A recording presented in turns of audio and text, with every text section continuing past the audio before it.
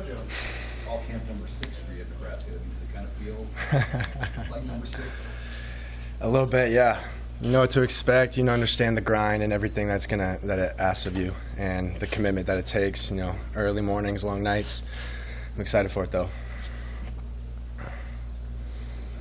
What's been different about this summer, I guess, maybe compared to other ones you've been a part of?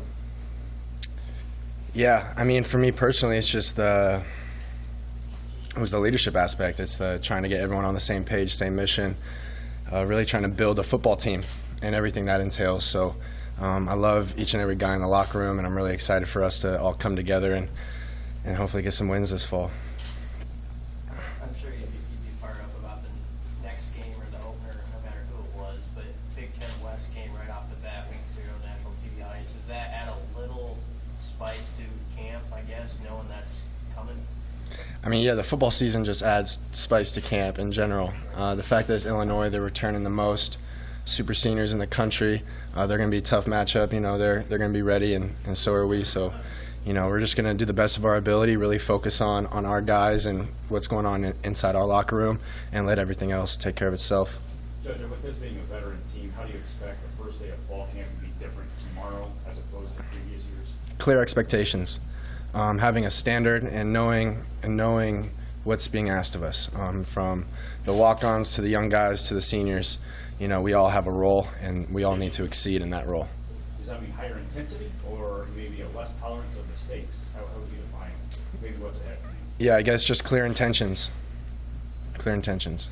Hey, JoJo, you guys picked the field in the last 5 preseason defense poll. How does that, you guys think about that? You talk about that. What was that? How does that hit you? It doesn't really hit me. It kind of goes right past me. I don't really have expectations of in the win column or lose column this year. The only thing I expect is for each and every man in our locker room to show up and give everything they have each and every day, and to match that. And when somebody doesn't have the energy that day, to look to their teammates and look to their brothers so that they can be picked up, and vice versa. There's veterans on this team, especially on your side of the ball. What can you learn this next month? What are you looking for to find in this team? Yeah, just our niche, I'd say, where we excel. I mean, what coverages and what defensive schemes that we're particularly better at than others, and I guess really just pushing ourselves, like Ben Stilley pushing me, Deontay pushing me, Markel pushing me, and then me doing the same to them. Like, this isn't a time to be complacent, and that's not what we're looking to do. How about for you as a super senior? Are you taking as many reps as you always have? Do you try to scale it back a little bit for body maintenance, or how do you approach it?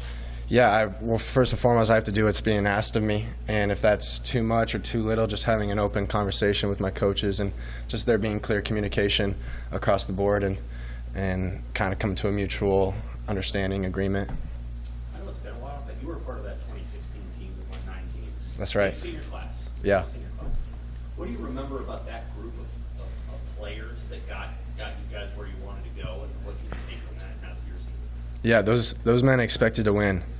Those dudes were confident, and they practiced like it, and we played like it. There was no what ifs. They were expecting to win every game, and the senior leadership is huge, and just kind of carrying and just creating that momentum for the rest of the team to follow suit. So, it's a lot of responsibility, but this is the moment I've been waiting for, and we're ready for it. What is a team that's really experienced in your defenses? What do you guys work on for a month before you play a game? Because I'm guessing you're hungry to just play the games. Right. But you don't have them for a month, so what are you going to work on? How do you keep yourself engaged and interested? Yeah, I mean, we got to go over every possible scenario versus every single defense. Where they give us troubles, really work on like the weaknesses within each defense and understand how we're going to play each and every one of those scenarios. So, I mean, there's millions of things we can work on. First and foremost, I'm starting with the fundamentals, just making sure I'm key stepping right, making sure I'm stepping into my tackle, tagging off on the hip, and then just building from there. How much do takeaways get talked about, and I guess how do you translate talk to making it happen? Where have you felt about where you guys have been as far as, just turnovers, creating? Yeah, I mean, that's the name of the game on the defensive side of the ball, so really just emphasizing it more in practice and making it fun. When we're in practice, emphasizing it and rewarding guys and getting on guys' hats when good things are going on, and that will just translate to the game. So we definitely need to force more turnovers, and it starts tomorrow. It starts tomorrow. What you've seen so far how does this team compare from the locker room culture-wise to that 2016 team for HOL? You know, I'm not here to make any comparisons. I mean, we're going to find out during this fall. So really just leaning on my guys, being there and being accountable so they can lean on me, and honestly just praying for the best. On that second level, I mean, it was a tough break with what happened at Will in the spring, but the other guys in the middle there, you know, Kolarovich and Reimer and Henrich, what sort of your thoughts about where they're at and your excitement level to see what they do this game? Super excited. I got a lot of faith in those guys. They work hard. They're good dudes. They're in the film room. They're gonna do what's asked of them and some. So really excited to see their development and really go to war with those guys. JoJo, you played a couple teams right off the bat that have new coaches. How does that affect your defensive preparation? Maybe not knowing quite what you're going to get from a couple teams. Yeah, I mean, we're going to find film on those guys regardless of where they came from, so I'm not really too worried about that. Kind of reiterate what I said earlier of just, you know, focusing, keeping our energy in-house, you know, not giving too much validation to what everybody else is doing, but looking to validate ourselves in the process of showing up every day, doing our best, and finding those extra ways to get better, doing what's asked of us, and then some. Again, there's been some of your teammates, I know in Indianapolis, had said that Illinois game right out of the gate is huge, you know, being a West Division opponent. Is there a fine line there in putting too much into an opener, or is it that big that, you know, that's going to be the tone setter and that's it? Yeah, I mean, it is a fine line, but I mean, you want to get excited for football games, you know, but I think just operating under the assumption that it's a nameless, faceless opponent, you know, works out more often than not. So, you know, they're a great team. We're gonna respect them. We're gonna come in with respect, knowing what they do well, knowing where they can hurt us, and looking to match those areas. You've got a strong foundation in strategic communication / advertising world. How does that impact the lens through which you see NIL? Yeah, I mean, we're all our own brands.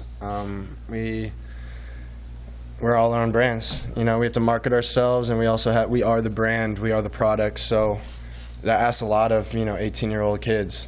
That's asking a lot of those guys, and I really hope that as this thing grows and matures, that the NIL and the NCAA really just takes more steps into looking out for the players and making sure that we're in the best situation possible, and not just, you know, throwing money grabs at people and then leaving them on their own and expecting them to be responsible with money in their pocket. What's your brand? Hmm? What's your brand? My brand? Yeah. My brand is me, leading with authenticity and vulnerability, just showing up every day, doing my best, you know. We're all children of God. We all came from, you know, our Creator, so just, you know, owning that and stepping up to that plate, and that ultimately shows up in being there for the people in my life, being there for my teammates and holding space for them, holding energy for them. And that's what's so exciting about this season for me, is I really get to step up into this role that I always imagined myself being in, and just being a senior leader by default. But I don't want to just you can't just assign me to be a leader. Like, I want to earn that trust. I want to earn that respect, and that's what this fall camp for me is. Other than guys that have gone pro, very few, if any, have played football as long as you and your class get to. Mm-hmm. For you, what's the fun part of football that makes you want to come back and keep playing? Yeah. Well, first, it's like, it's who you're doing it with.